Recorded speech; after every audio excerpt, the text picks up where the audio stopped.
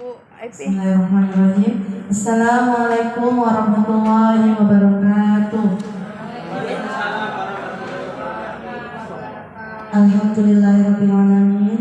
Wassalatu wassalamu ala asyrafil anbiya'i wal mursalin wa ala alihi wa ashabihi rasulillahi ajma'in. Amma ba'du. Yang kami hormati Ibu Kepala Sekolah dan yang kami hormati Bapak Ibu Majelis Guru SD Negeri 011 Bukit Bestari yang berbahagia. Alhamdulillah pada siang hari ini kita semua berkumpul di dalam ruangan Majelis Guru untuk mendengarkan sosialisasi budaya positif yang akan disampaikan oleh Bapak Kurnianto. Baik, kepada Bapak Kurnianto kami persilakan.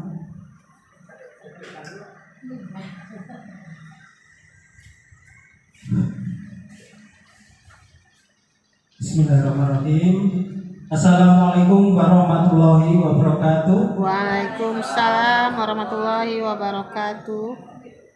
Terima kasih kepada Bapak Ibu yang telah hadir di ruangan ini.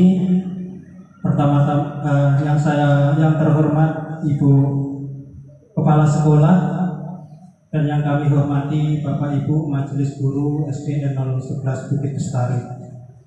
Pertama-tama mari kita ucapkan puji syukur kehadirat Allah Subhanahu wa Ta'ala yang mana pada siang hari ini kita semua masih diberi kesehatan sehingga kita semua dapat berkumpul di ruangan ini dengan keadaan sehat walafiat. Shalawat berserta salam semoga selalu tercurahkan kepada Nabi besar kita Muhammad SAW yang mana beliau telah membawa kita dari zaman kegelapan menjadi zaman yang terang benderang. Baik, terima kasih Bapak Ibu. Pada siang hari ini saya berdiri di depan ingin menyampaikan apa yang telah saya ikuti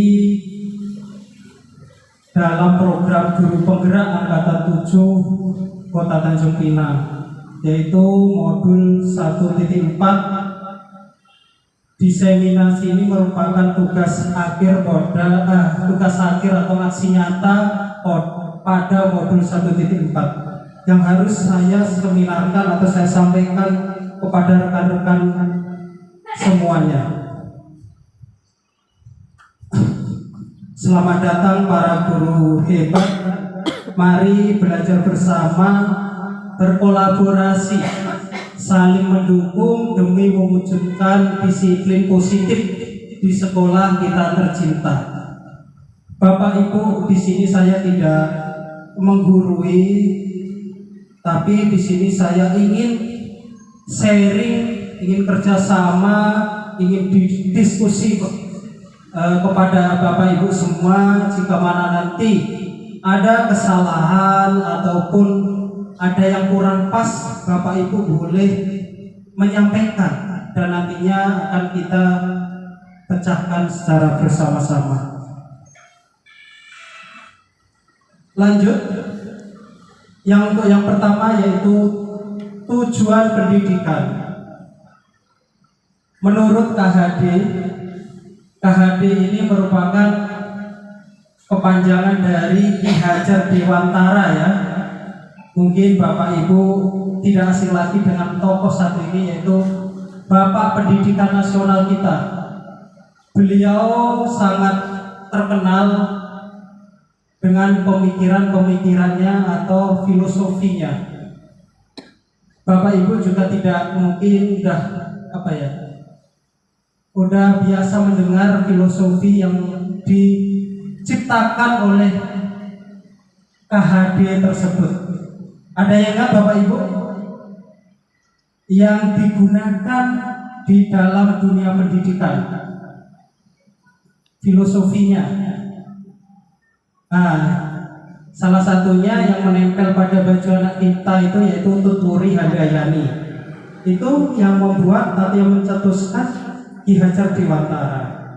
Selain itu yaitu kalimat ing ngarsa sungkulodo ing madya mangkarsa.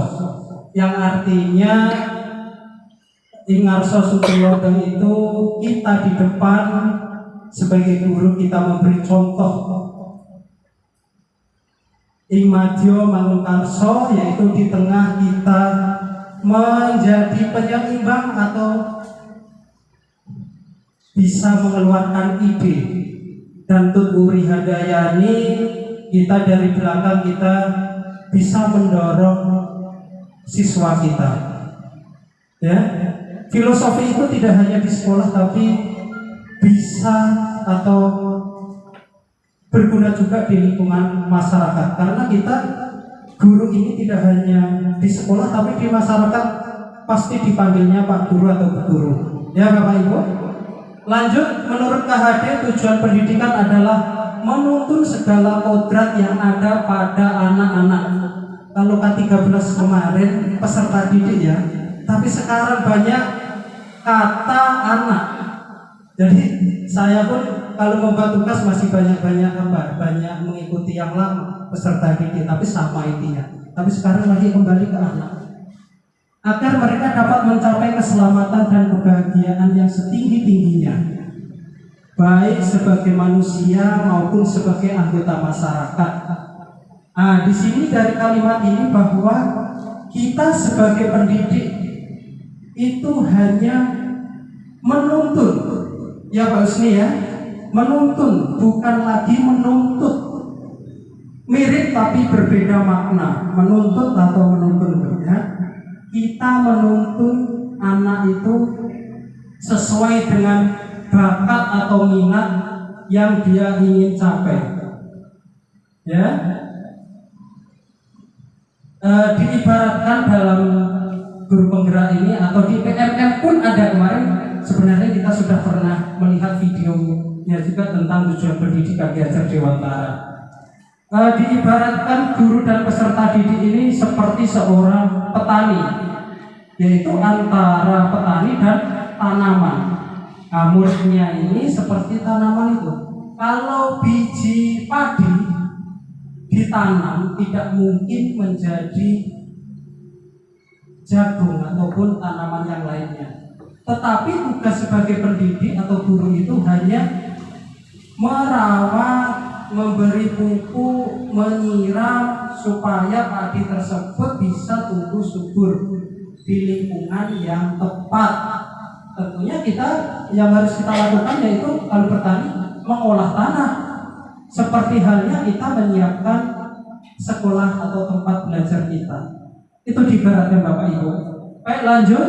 Oleh sebab itu pendidikan itu hanya dapat menuntun tumbuh atau hidupnya kekuatan kodrat yang ada pada anak-anak agar dapat memperbaiki lakunya, bukan dasarnya.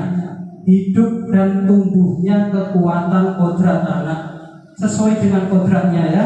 Kalau kemarin Bapak Ibu juga sudah belajar tentang kodrat alam dan kodrat zaman ya. Mungkin nanti kita ini biar cepat. Nah, masuk ke budaya positif.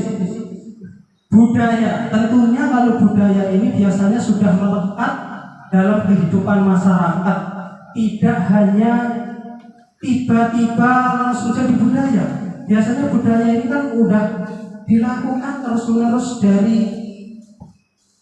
kakek atau nenek moyang kita sampai kita masih kita lakukan, itu bisa disebut dengan budaya.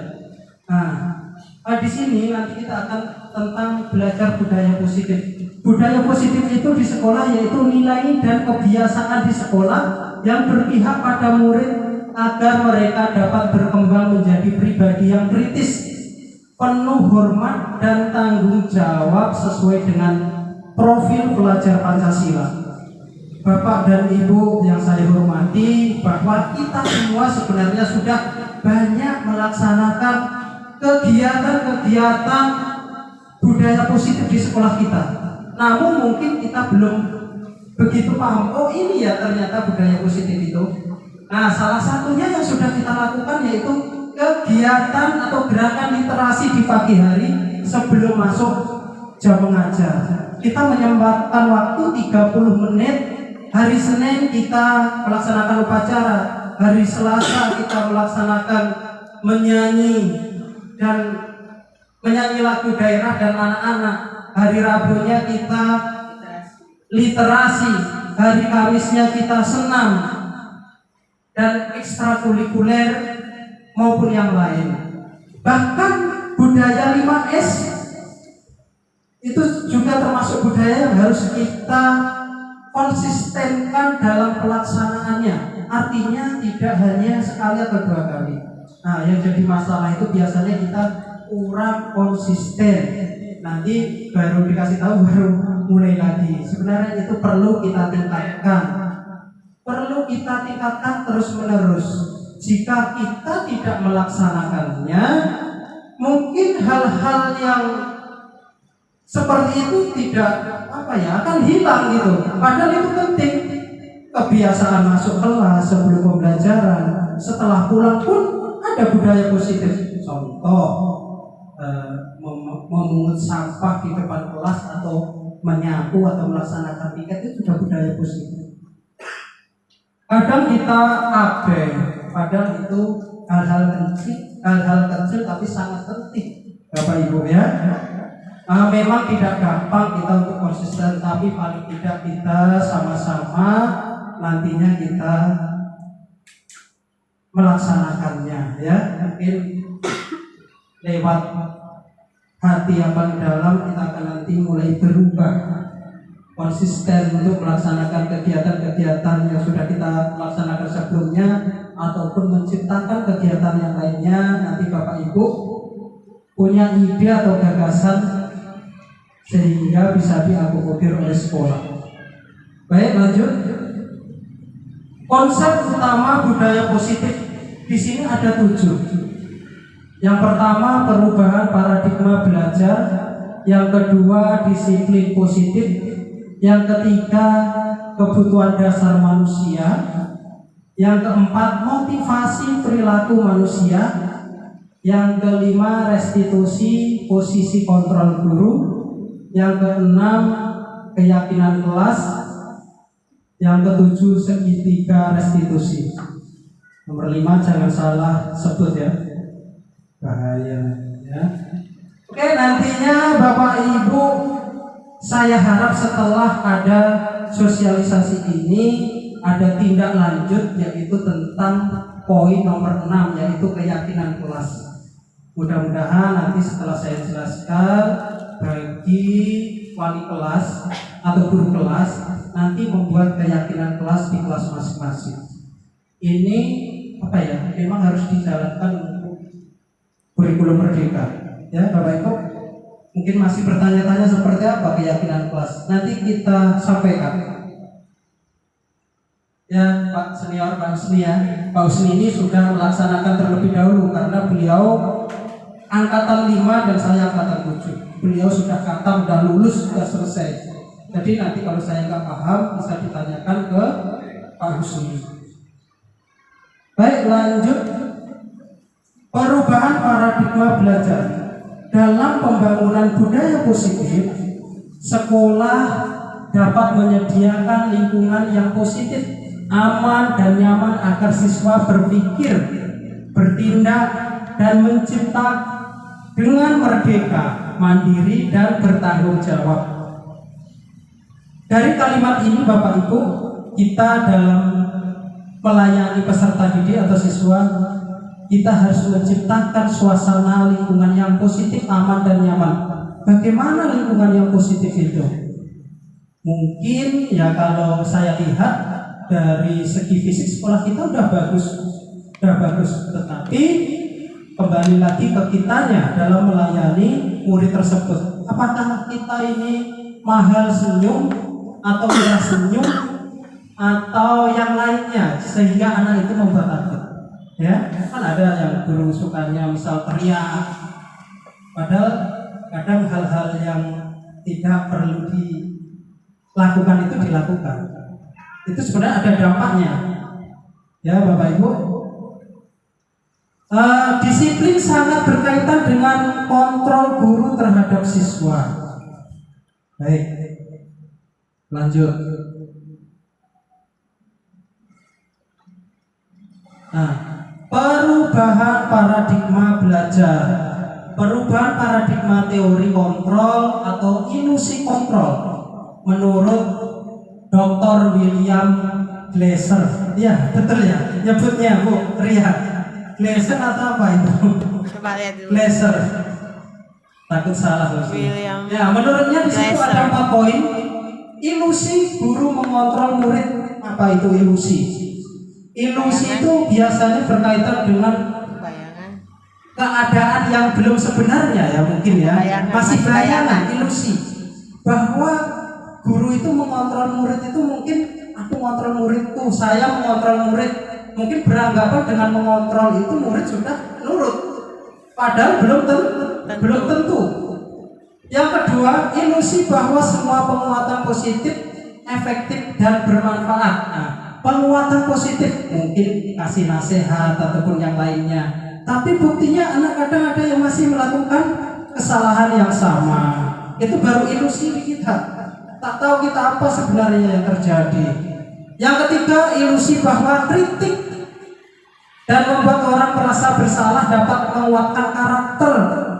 Mungkin kita dengan melakukan kritik, mungkin dengan kritik yang agak keras ataupun yang lainnya, kita merasa bisa menguatkan karakter, tapi belum tentu juga. Ya, yang terakhir, ilusi bahwa orang dewasa memiliki hak untuk memaksa. Nah, ini kita biasanya sebagai guru kita memang merasa kadang kayak berkuasa, kamu harus nurut kepada ibu, nurut kepada bapak. Padahal anak itu belum tentu mau, karena mungkin nggak cocok sama kita, ya. Tapi kita beranggapan seperti itu, harus nurut kemauan kita. Nah, kita bahas lanjut di sini ya. 2. Disiplin positif. Apa makna disiplin? Disiplin itu biasanya kalau dulu sebelum saya belajar tentang guru penggerak ini, ikut kegiatan atau pendidikan guru penggerak, disiplin itu seperti ini pikiran saya. Apa namanya? Yaitu aturan atau apa ya? Aturan atau Tata tertib. ya peraturan ya. Peraturan yang mengatur individu maupun kelompok untuk menaatinya, seperti itu. Nah, tapi dalam disiplin dalam pendidikan guru penggerak ini berbeda konteks. Nanti ada di belakang. Nah, kalau di sini depan, disiplin berasal dari bahasa Latin, disiplina, yang artinya belajar. Makna asal dari kata berkonotasi dengan disiplin dari murid-murid Sokrates dan Plato. Sokrates dan Plato. Disiplin diri membuat orang menggali potensinya menuju sebuah tujuan, apa yang dia hargai. Yang keempat, namun dalam budaya kita, makna kata disiplin telah berubah menjadi suatu yang dilakukan seseorang pada orang lain untuk mendapatkan kepatuhan. Kecenderungan umum adalah menghubungkan kata disiplin dengan ketidaknyamanan, bukan dengan apa yang kita hargai atau pencapaian suatu tujuan mulia. Kan kita, anak-anak kita dan kita saja lah. Biasanya karena kita disiplin itu ada aturan di situ kan, tidak boleh terlambat 15 menit, nanti dapat apa misalkan, peringatan atau apa, gara-gara itu, bukan yang lainnya. Tapi dalam konteks ini, disiplin adalah kemampuan memerintah diri sendiri dalam mengontrol dan menguasai diri untuk memilih tindakan yang mengacu pada nilai-nilai yang kita hargai dengan penuh tanggung jawab tanpa terperintah orang lain. Nah, tanpa terperintah artinya tanpa diperintah. Kalau menurut apa ya? Menurut kita perilaku ini benar, kita akan melaksanakan dengan penuh tanggung jawab. Sebenarnya semua itu akan datang dari hati dan pikiran kita. Tidak harus orang nyuruh, artinya kita sendirilah. Nilai itu akan muncul dari kita sendiri. Nilai-nilai kita hargai adalah nilai kebajikan, sifat positif manusia yang merupakan tujuan mulia yang ingin dicapai setiap individu, yaitu nilai-nilai dalam profil pelajar Pancasila. Ya, kemarin ada berapa profil pelajar Pancasila, Bapak Ibu? Ada 5 atau 6? Pelajar Pancasila. Profil pelajar Pancasila 7 tak? 7. 7. Ya, nanti dibuka lagi ya Bapak Ibu. Habis nyanyikan lagi. Oke, kita lanjut dulu ya. Masuk ketiga, kebutuhan dasar manusia. Realitas atau kebutuhan. Setiap orang berbeda. Kita harus berusaha memahami pandangan orang lain tentang dunia. Setiap orang memiliki gambaran yang berbeda. Kalau kebutuhan dasar manusia, kalau kita belajar dulu kan ada 3, sandang, pangan, papan, ya kan? Kalau dalam konteks ini lain untuk peserta didik, yaitu tentang survival atau memenuhi kebutuhan hidup ya, petualangan ya. Survival. Yang kedua, cinta kasih atau diterima. Yang ketiga, kesenangan. Yang keempat, penguasaan. Yang 5, kebebasan. Ternyata peserta didik kita itu melakukan apa ya? Mungkin kesalahan ataupun apa itu ada sebabnya dari kelima ini. Makanya kalau anak melakukan kesalahan, kita harus lihat dulu apa sih kebutuhan anak ini kok sampai dia melakukan kesalahan seperti ini. Baik, di sini ada sebuah kasus. Mari kita baca sama-sama. Ibu Ria, guru kelas 6 di SD Permai, sedang bingung menghadapi ulah salah satu murid di kelas bernama Agus ya. Beberapa anak telah datang dan mengeluhkan Agus yang seringkali meminta bekal makan siang mereka dengan paksa. Jika Anda menghadapi situasi seperti Bu Ria, apa yang akan Anda lakukan? Menurut Anda, kira-kira apa alasan Agus melakukan hal itu? Kalau kita biasanya, hei Agus, kamu jangan minta-minta ya. Kamu gak boleh minta-minta bekal kawannya, nanti nangis. Langsung kayak gitu kita biasanya. Seperti saya. Itu kemarin. Kalau sekarang mungkin dengan adanya ini kita agak sabar sedikit, agak menahan sedikit. Kalau ada kejadian seperti itu. Nah, di sini kita telah dulu. Nah, dalam konteks penerapan disiplin positif, Ibu Ria sebaiknya mencari tahu alasan Agus melakukan tindakan tersebut agar mengetahui kebutuhan mana yang sedang berusaha dipenuhi oleh Agus tersebut. Yang pertama, survival. Apakah Agus lapar dan orang tuanya tidak membawakannya bekal makan siang? Bisa terjadi yang pertama ini, karena lapar dia gak ke temannya minta-minta kan, bisa saja. Yang kedua, love, cinta katanya. Teman Agus jadi perhatian Agus ini mungkin gak dapat perhatian, jadi caper sama temannya, suka ganggu-ganggu, nanti biar diperhatikan guru ataupun yang lainnya. Bisa saja terjadi. Yang ketiga, dia merasa hebat karena temannya jadi takut dan menuruti keinginannya. Dia punya kekuatan, dia menindas temannya yang dirasa lemah. Ya, bisa juga yang ketiga. Yang keempat, Agus merasa bosan dengan bekal yang dibawakan orang tuanya karena selalu bekal yang sama. Freedom atau kebebasan. Ya, alah suka-suka lah, ngambil punya teman apa tak peduli ya. Karena dia merasa kuat juga. Kebebasan, dia merasa bebas, tak ada yang berani. Nah, yang terakhir, yang kelima, Agus hanya iseng dan dia menikmati ekspresi wajah teman yang kesal, fun, happy, cuma untuk senang-senang dia. Ganggu kan ada temannya. Kalau temannya menderita, ada kawan itu yang bahagia, ngakak-ngakak, ketawa-tawa. Karena dia ingin mengganggu itu. Ya, disinilah tugas kita mencoba untuk menelaah mengenai tentang tindakan yang telah dilakukan anak kita, apa sebab dia melakukan itu. Ya, oke, lanjut dulu. Nanti kalau sudah temu menelaah ini mungkin bisa mencari solusinya. Lanjut, poin 4, semua perilaku memiliki tujuan. Teori motivasi perilaku manusia di sini ada 3, yaitu yang pertama motivasi eksternal, yaitu dari luar tubuh manusia atau tubuh anak, untuk menghindari ketidaknyamanan atau hukuman. Apa yang akan terjadi apabila saya tidak melakukannya?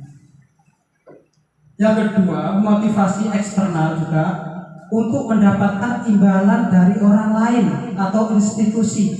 Apa yang akan saya dapat apabila saya melakukannya?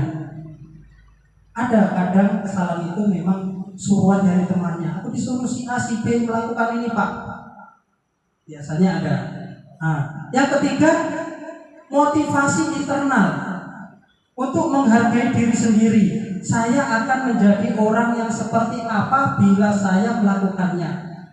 Tujuan disiplin positif. Jadi dari yang ketiga ini kita itu yaitu dituntut untuk yang terakhir ini, motivasi internal, tujuan disiplin positif. Saya akan menjadi orang seperti apa bila saya melakukannya. Artinya di sini kan sebelum melakukan tindakan dia udah berpikir dulu. Jadi tahu resikonya apa kan? Melakukan tindakan itu. Oke, Bapak Ibu, ada yang ditanyakan sampai sini? Tidak, lanjut ya.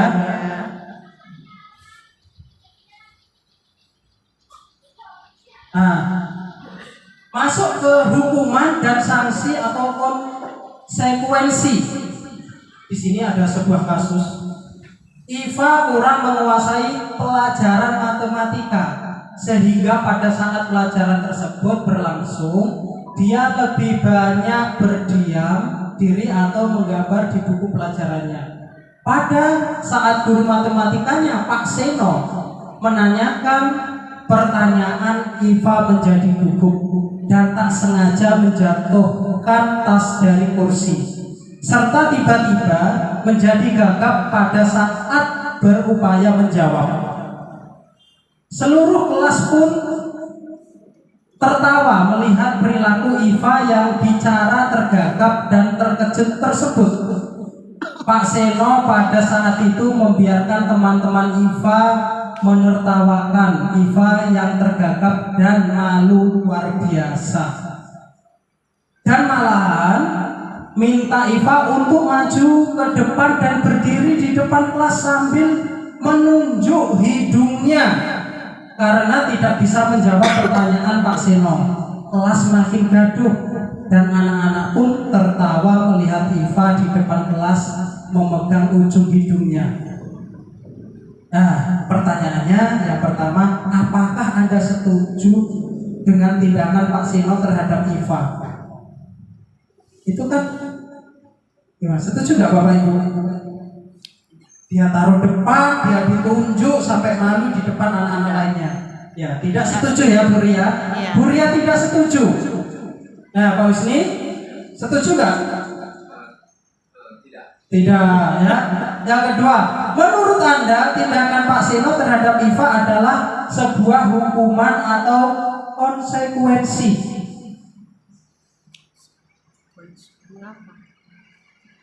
Hukuman atau konsekuensi?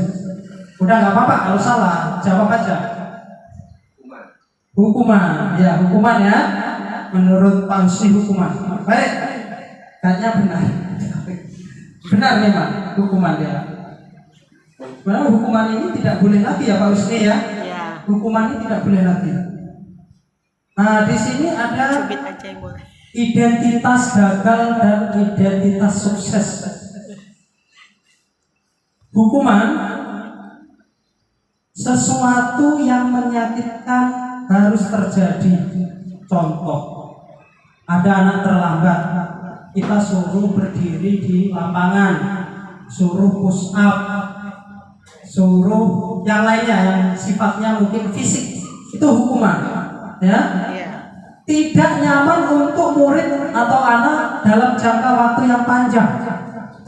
Nah, itu dampaknya. Korban mendapatkan keadilan. Pelaku ya. Nah, ini mungkin kasus yang lain. Murid atau anak akan tersakiti, benar ya. Selanjutnya perilaku pasif agresif meningkat. Karena pasti kita emosi juga kalau memberikan hukuman itu. Gak mungkin dengan lemah lembut. Nah, kamu berdiri di lapangan, gak mungkin. Kamu berdiri ya sampai siang, mulai pulang. Pasti seperti itu nada kita. Jadi timbullah kata pasif dan agresif itu tadi. Ya. Terus lanjut, sistem tidak akan berjalan bila murid tidak takut. Kalau muridnya tidak takut, pastinya akan melawan gurunya. Kalau anak SD, insya Allah masih nurut. Masih ya. Tapi kalau SMP, SMA mungkin kita bawa balik. Nah, tunggu Pak ya, Bapak pulang lewat mana? Nggak berani kayak gitu mungkin ya kalau SMA. Lanjut, berlaku hanya pada sebuah institusi, tidak berlanjut pada kehidupan nyata. Peraturannya adalah kamu harus, murid membenci peraturan. Ya benci, kalau anak kita pun pasti benci. Dampaknya yaitu negatif. Jadi memang hukuman ini kurang tepat, ya. Identitas sukses, disiplin, konsekuensi, sesuatu yang harus terjadi. Konsekuensinya itu misalnya seperti ini. Ada anak yang menumpahkan sebuah air temannya, apa konsekuensinya? Ya membersihkan, gitu ya. Berbeda dengan hukuman sebenarnya konsekuensi. Tidak nyaman untuk murid atau anak untuk jangka waktu pendek. Anak untuk jangka waktu pendek. Korban bisa diabaikan. Terus murid atau anak dibuat tidak nyaman. Penguatan hanya bertahan dalam jangka waktu yang pendek. Artinya konsekuensi ini juga belum mampu sesuai harapan ya. Karena harapannya kalau kita memberikan apa ya, nasihat itu bisa berlanjut sampai nanti kan gitu. Nah, memerlukan monitoring saat dan supervisi terus-menerus dari guru. Nah, seperti itu tadi, kalau menumpahkan gelas dia harus membersihkannya, kita harus nunggu, kita harus lihat benar-benar dilakukan atau tidak, ya. Dan kita harus supervisi terus-menerus dari waktu ke waktu. Lanjut, membantu penerapan mengikuti peraturan dalam masyarakat. Apa peraturannya? Mampukah kamu melakukannya? Terima kasih. Nah, murid atau anak menghormati peraturan. Di sini hasilnya netral.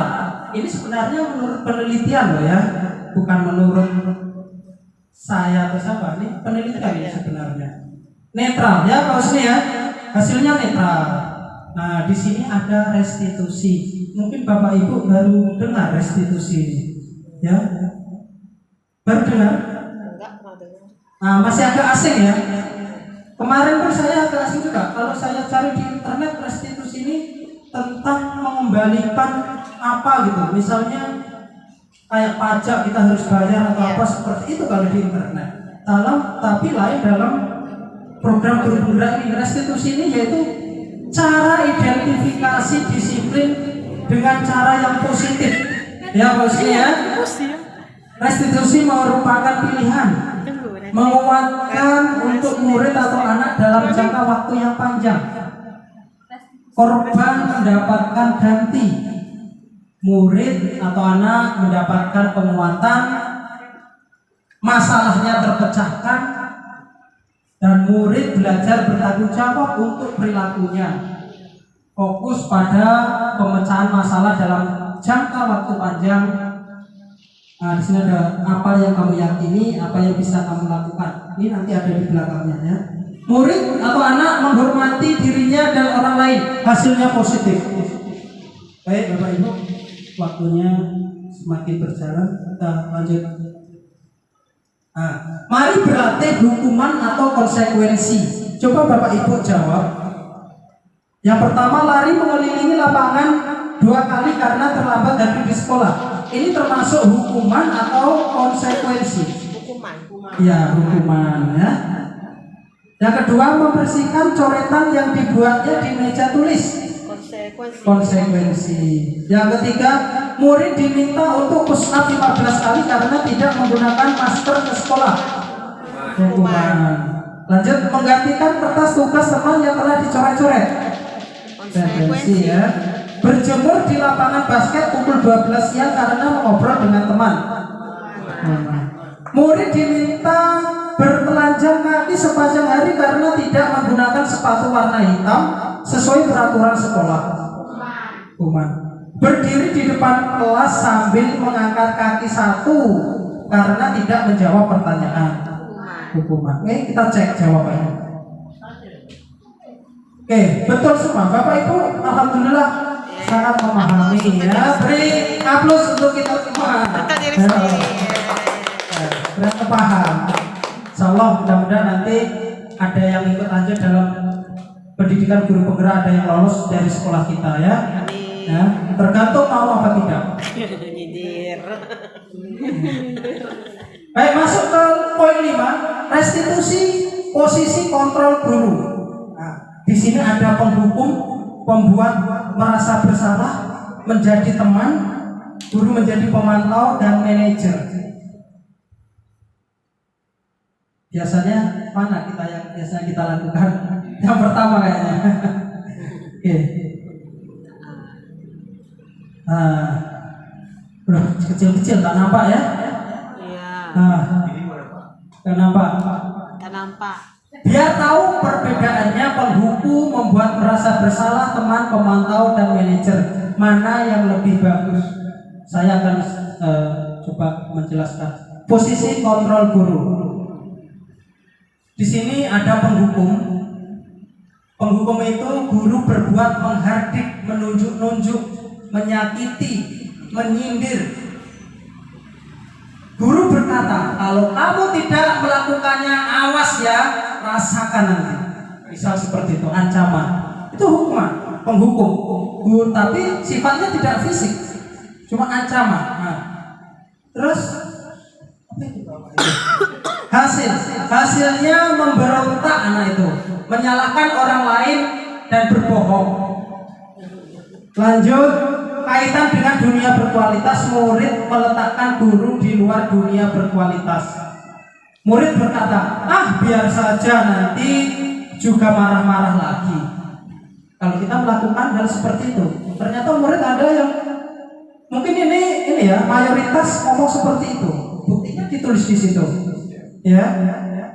Dampak pada murid mengulangi kesalahan. Jadi penghukum kita hilangkan kalau bisa. Lanjut ke pembuat merasa bersalah. Sebagai guru kita pembuat merasa bersalah. Bagaimana caranya? Di sini ada kalimatnya, berceramah dan mengatakan, seharusnya ibu kecewa. Misalnya seperti itu. Ibu kecewa ya, kamu tidak nurut sama ibu. Udah ibu ingatkan, misal seperti itu. Bapak. Guru berkata, kamu seharusnya sudah tahu, ibu telah sekali mengatakan ibu stres menghadapi anak ini. Jadi anak itu mungkin beban juga kalau kita ngomong, Bapak stres melihat kamu. Terus hasilnya menyembunyikan, menyangkal dan berbohong. Kaitan dengan dunia berkualitas, murid meletakkan guru di dalam dunia berkualitas. Anak mungkin bisa berkata, maafkan saya ibu atau bapak, karena perbuatan saya ibu jadi stres itu tadi. Merasa rendah diri, mungkin anaknya agak merasa gimana gitu ya. Lanjut ke teman, mengharapkan imbalan atau ketergantungan pada orang lain. Jadi kita menjadi teman siswa. membuatkan alasan-alasan untuk muridnya. Ayolah lakukan demi ibu. Ternyata memang ada perbedaan-perbedaan kalimat antara penghukum, pembuat merasa bersalah, dan teman. Ayolah lakukan demi ibu. Masa kamu tidak mau ingat tidak ibu pernah bantu? Masa kamu tidak mau ingat ibu pernah bantu? Jadinya ketergantungan. Nah, murid meletakkan guru di sebagai orang yang sangat penting di dunia berkualitas. Murid berkata, saya pikir bapak atau ibu teman saya. Ternyata begitu. Dia menganggap teman juga rupanya. Kalau kita menjadi teman dia, ya. Tapi kita harus pandai-pandai menjaga jarak juga. Anak menjadi lemah, tidak mandiri dan tergantung. Mungkin memang kalau menjadi teman ini agak manja mungkin, ya, agak manja anak itu. Nah, yang ini yang keempat, pemantau, menghitung dan mengukur apa peraturannya, menyesuaikan diri bila diawasi. Murid meletakkan guru peraturan dan hukum di dunia berkualitas. Berapa banyak bintang yang saya harus peroleh, berapa halaman yang harus saya tulis. Pemantau seperti itu. Dampak pada murid yaitu menitik beratkan pada sanksi atau hadiah untuk dirinya. Oh, dia mengharapkan imbalan berarti ya. Nah, tapi biasanya di sini orang setuju dengan manajer ini. Posisi guru sebagai manajer yaitu mengajukan pertanyaan-pertanyaan.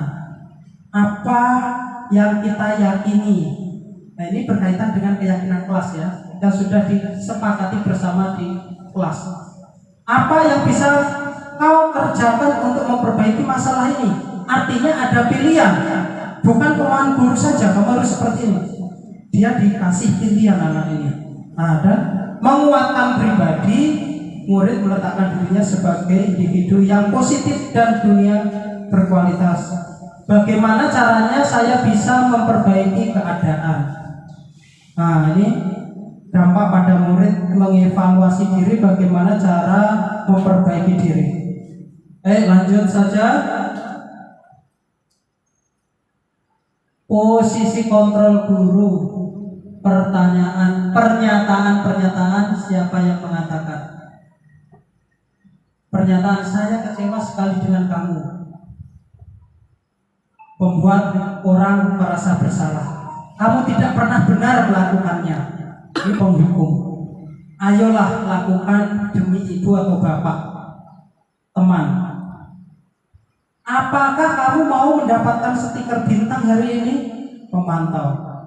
Ini hadiah tadi. Bagaimana kamu bisa menyelesaikan masalah ini? Ini kasih pilihan, ini manajer.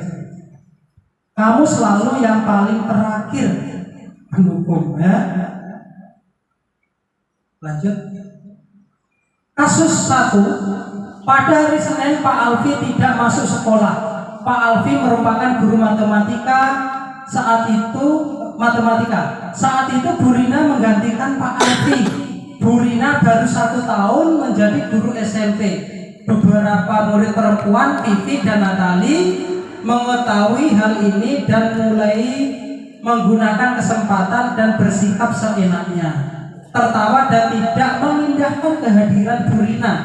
Bu Rina mencoba menyapa Vivi dan Natali dengan ramah sambil mengingatkan untuk tetap fokus pada tugasnya. Ayolah tugasnya dikerjakan. Nanti ibu ditegur bapak kepala sekolah kalau kalian tidak mengerjakan tugas. Tolong bantu ibu. Namun Vivi dan Natali malah jadi tertawa. Ibu ini santai aja bu. Mereka tetap tidak mengerjakan tugas dan malah mengobrol. Dari kasus ini, Bapak Ibu, yang dilakukan Bu Rina, posisinya dia apa tadi? Ya, dia di sini ada kalimat tolong bantu ibu ya. Itu teman ya, bukan penghukum. Teman membuat orang merasa bersalah, teman. ya boleh dicoba, boleh diterapkan Bapak Ibu di kelas masing-masing nantinya. Ya, karena setiap kelas itu memiliki kasus yang berbeda-beda. Kita bisa sebagai teman, kita bisa sebagai manajer, tapi kalau bisa jangan sebagai penghukum saja ya. Pak Husni, lanjut.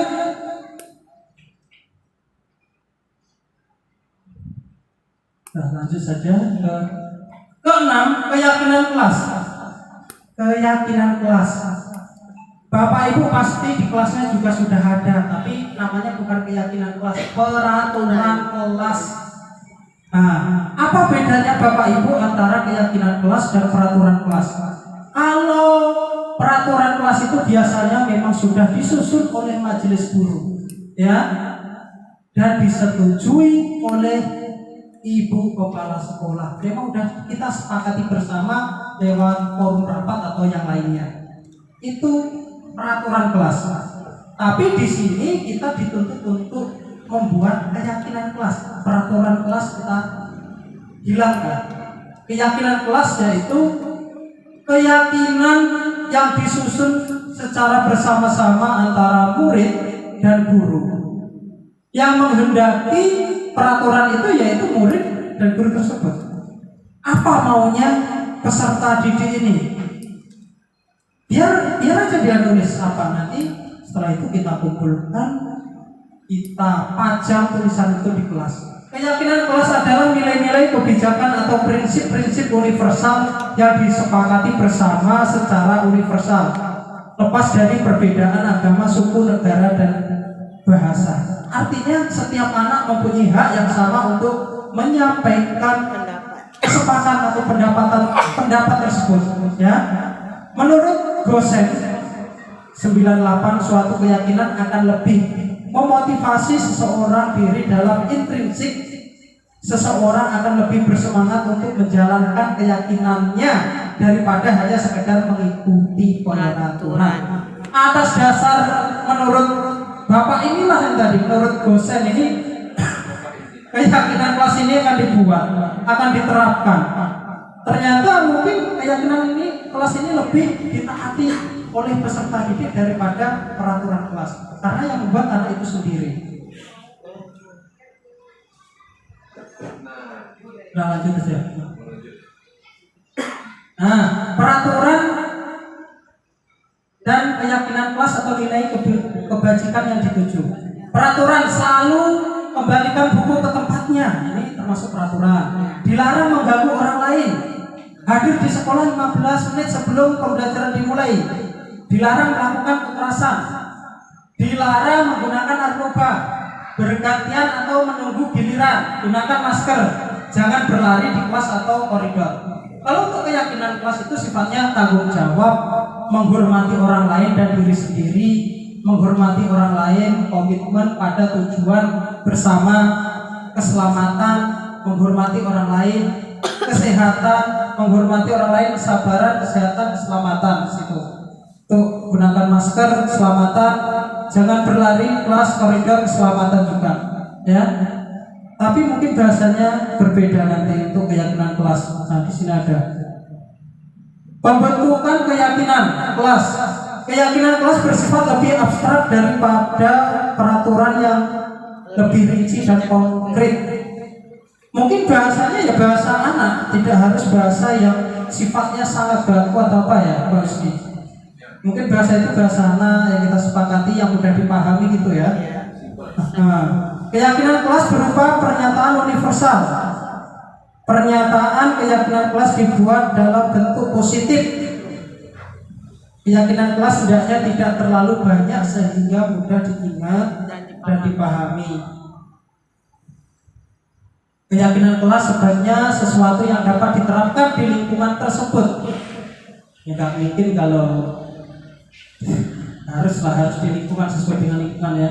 Semua warga kelas ikut berkontribusi dalam pembuatan keyakinan kelas lewat kegiatan curah pendapat. Bisa dipahami ya Bapak Ibu? Gampang lah ini mencerna ini. Bersedia meninjau kembali keyakinan kelas dari waktu ke waktu. Artinya di sini kalau keyakinan kelas itu masih ada yang melanggar atau apa, perlu adanya kita untuk meninjau atau membuat atau menambah lagi tentang keyakinan kelas sesuai kesepakatan bersama. Mungkin ini sedikit dokumentasi saja, ya. Nanti Bapak Ibu buat. Bagi yang tidak punya kelas atau guru agama juga bisa membuat. Artinya keyakinan kelas saat pelajaran agama Islam boleh dibuat saja, ditempel juga boleh. Jadi Bu Anda harus membuat banyak di kelas, karena setiap kelas kan anak permintaannya lain-lain ya. Masuk yang terakhir, segitiga restitusi. Segitiga restitusi. Restitusi ini merupakan cara penanganan anak yang bermasalah dengan cara yang positif. Ada tahapan-tahapannya. Nah, proses menciptakan kondisi bagi murid untuk memperbaiki kesalahan mereka, sehingga mereka bisa kembali pada kelompok mereka dengan karakter yang lebih kuat. Melalui restitusi, guru dapat pertama, membantu murid menjadi lebih memiliki tujuan, disiplin positif, serta memulihkan dirinya setelah berbuat salah. Yang kedua, membantu murid untuk jujur pada diri sendiri dan mengevaluasi dampak dari kesalahan yang dilakukan. Yang ketiga, memberikan penawaran bukan paksaan. Nah, ini ada segitiga restitusi. Segitiga restitusi ada 3 tahapan atau 3 bagian. Yang pertama yaitu menstabilkan identitas. Kalau anak melakukan kesalahan, kita menggunakan segitiga restitusi ini Bapak Ibu. Yaitu yang pertama menstabilkan identitas. Setiap orang pasti pernah melakukan kesalahan. Inilah bagian kalimat menstabilkan identitas. Kamu bukan satu-satunya yang pernah melakukan ini. Ini kita sambil mendekati anak biasanya ya. Kita tanya, misal, Husni, kamu terlambat sekolah? Nah, karena dia nggak mau menjawab, kita mencoba Bapak juga pernah melakukan kesalahan seperti ini supaya dia ngaku. Nah, langkah kedua yaitu validasi tindakan yang salah. Kamu tentu punya alasan, Husni, kenapa kamu terlambat? Ya Pak, saya bergadang atau yang lainnya misalnya. Pasti dijawab. Adakah cara yang lebih efektif untuk mendapatkan apa yang kamu butuhkan supaya tidak terlambat? Apa yang bisa dilakukan Pak Husni? Nah, seperti itu. Nah, tahap berikutnya yang ketiga yaitu menanyakan keyakinan kelas maksudnya, keyakinan yang sudah dibuat. Nilai-nilai apa yang telah kita sepakati, Husni, misal gitu kan? Kan kamu terlambat kemarin, yakin nggak dengan nilai-nilai yang sudah kita sepakati tadi? Sudah yakin Pak? Yakin bahwa nilai itu benar? Aku menjawab benar karena yang membuat dia sendiri keyakinan kelas itu tadi ya. Nah, terus kamu ingin menjadi orang yang seperti apa? Tapi selain ini sebenarnya masih banyak caranya ya. Tapi kurang lebih kalimatnya seperti ini. Memang ini Bapak Ibu, ini yang dipelajari ini 2 bulan prosesnya ya, dari awal sampai ke sini ini 2 bulan Bapak Ibu. Jadi kalau kita di sini cuma waktu 1 jam lebih, ya kurang sebenarnya ya. Apalagi nggak ada kue yang sabar ya. Nanti kalau saya ada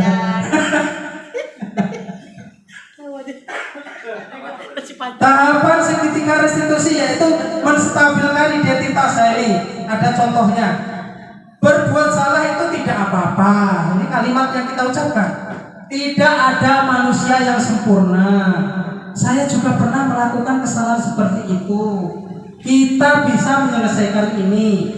Bapak Ibu tidak tertarik mencari siapa yang salah, tapi Bapak Ibu ingin mencari solusi. Ya, tidak menyalahkan, tapi kita mencari solusi supaya anak itu tidak mengulangi lagi ya dari permasalahan ini. Kamu berhak merasa begitu. Kan tenang adem kalimat ini sebenarnya. Seakan-akan anak ini nggak bersalah. Validasi tindakan yang salah ini yang kedua. Tahapan kedua dalam segitiga restitusi. Kamu pasti punya alasan mengapa melakukan hal itu. Yang kedua, kamu patut bangga pada dirimu sendiri karena kamu telah melindungi sesuatu yang penting buatmu. Validasi. Ini menanyakan, konfirmasi ya, validasi. Menanyakan keyakinan. Apa yang kita percaya sebagai kelas atau keluarga? Apa nilai-nilai umum yang kita telah sepakati? Nanti anak akan ingat kesepakatan kelas itu tadi. Apa bayangan kita tentang kelas yang ideal? Terus kamu mau jadi orang yang seperti apa? Kita kasih pilihan di sini dalam penyelesaian masalah anak tersebut. Ya betul. Tapi memang kalau kasus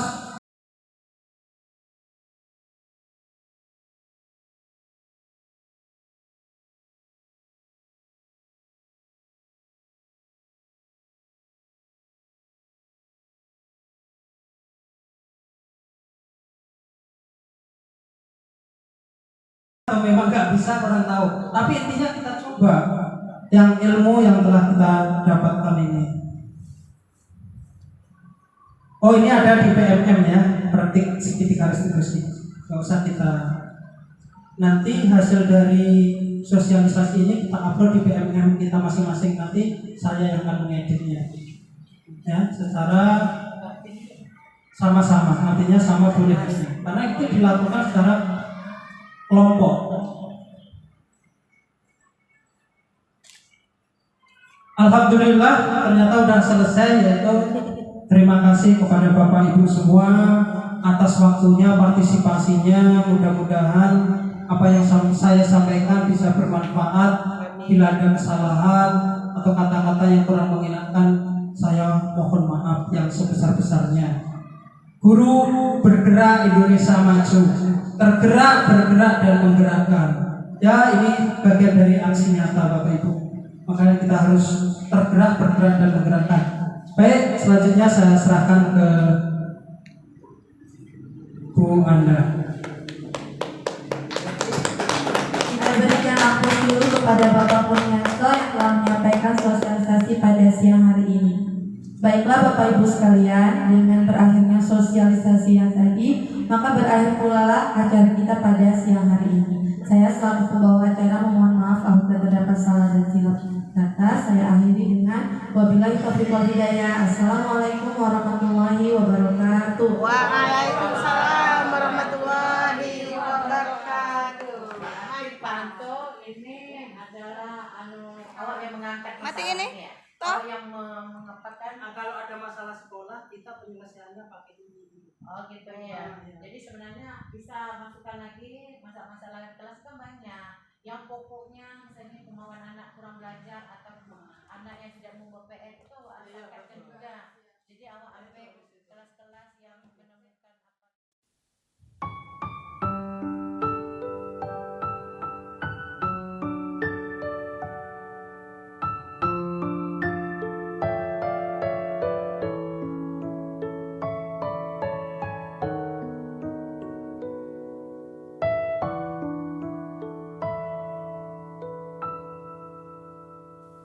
Berkibarlah bendera negeriku, berkibarlah engkau di dadaku, tunjukkanlah kepada dunia semangatmu yang panas membara. Daku ingin jiwa ini selaraskan keanggunan. Daku ingin jemariku ini menuliskan karismamu. Berkibarlah bendera negeriku, berkibar di luas nuansamu, tunjukkanlah kepada dunia ramah tamah budi bahasamu.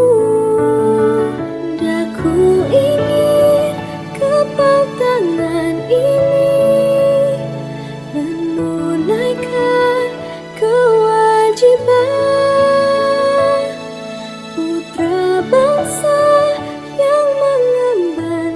hati